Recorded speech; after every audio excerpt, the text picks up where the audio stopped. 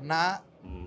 Big boss Kaushal కాస్త కన్నప్ప కౌశల్గా మారాడు బలి అని తీయడం. చెప్పుకోవచ్చా మేము? ప్రజలు చెప్పాలి అది, మనం కాదు. ఆల్రెడీ అయిపోయింది హిట్ సెలబ్రేషన్స్. డెఫినెట్ గా బిగ్ బాస్ తర్వాత మళ్ళీ ఇంత పెద్ద సక్సెస్ వచ్చింది అంటే కన్నప్పతోనే. డెఫినెట్ గా సినిమా ఉన్న రోజులు కన్నప్ప కౌశల్ అని చెప్పుకుంటారు. ఆల్రెడీ చాలా మెసేజెస్ కూడా వస్తున్నాయి యాక్చువల్గా. సక్సెస్ అండ్ మీ యాక్టింగ్ కూడా చాలా బాగుంది, పెర్ఫార్మెన్స్ బాగుంది, న్యాచురల్గా ఉందని. I want to say thanks from the bottom of my heart. First ఓపెనింగ్స్కి ఇంత గ్రాండ్ ఓపెనింగ్స్ ఇచ్చిన ప్రభాస్ ఫ్యాన్స్ అందరికీ చేతులెత్తి నమస్కరిస్తున్నాను. Thank you so much. Prabhas గారు సినిమాలో లేకపోతే ఓపెనింగ్స్ అంత వచ్చేవి కాదు. ఓపెనింగ్స్ వచ్చిన తర్వాత విష్ణు గారి పెర్ఫార్మెన్స్ గురించి, సినిమా గురించి మాట్లాడుకుంటున్నారు. బట్ ఓపెనింగ్స్ ఇంత రావడానికి మాత్రం కృషి చేసి ఇంత పెద్ద సక్సెస్ చేసిన ప్రభాస్ ఫ్యాన్స్ ప్రతి ఒక్కరికి థ్యాంక్ యూ సో మచ్. మీ వల్ల సినిమాలో విష్ణు గారు చాలా ఇదయ్యారు. బట్ యాక్చువల్గా సినిమాలో ఆల్మోస్ట్ లైక్ ఇంకా 20-30 డైలాగ్స్ ఎడిటింగ్లో లేసిపోయాయి నేను డబ్బింగ్ చెప్పిన తర్వాత. But even then what are the output came. But ఇంత పెద్ద సినిమాలో ఒక క్లోజ్అప్ షాట్ పడినా కూడా ఇట్స్ ఎ గ్రేట్ అనుకుని చెప్పారు విష్ణు గారు. But I have lot of good scenes, good dialogues.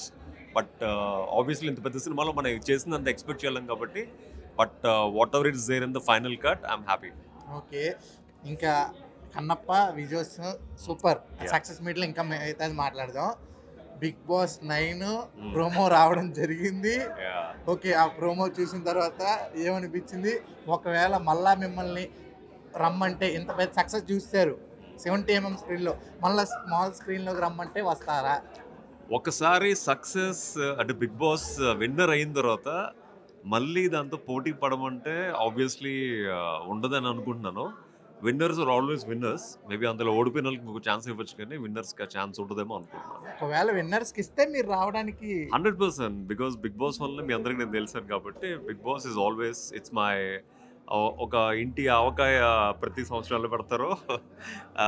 మన ఆంధ్ర వాళ్ళకి బిగ్ బాస్ అనేది ఒక స్పైసీ ఆవకాయ పచ్చడి లాంటిది.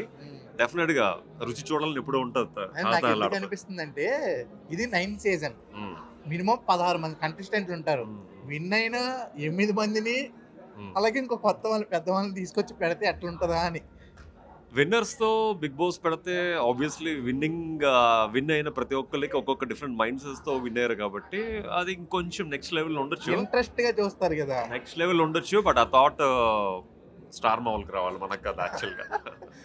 ఓకే, మనకు వచ్చిందంటే ఇంక వాళ్ళకి కూడా వస్తుందని అర్థమైంది. వాళ్ళకి వస్తే బాగుంటుంది, బట్ రావాలని అనుకుంటున్నాను. అవును, ఈ ప్రోమోలో తెలిసింది ఏంటంటే డైమండ్స్ అంటే నవరత్నాలు అని కనిపించింది. చూసారా ప్రోమో? చూసారా? చూడలేదు. ఓకే, ఈ సక్సెస్ మీట్ లో బిజీగా ఉన్నాం యాక్చువల్గా.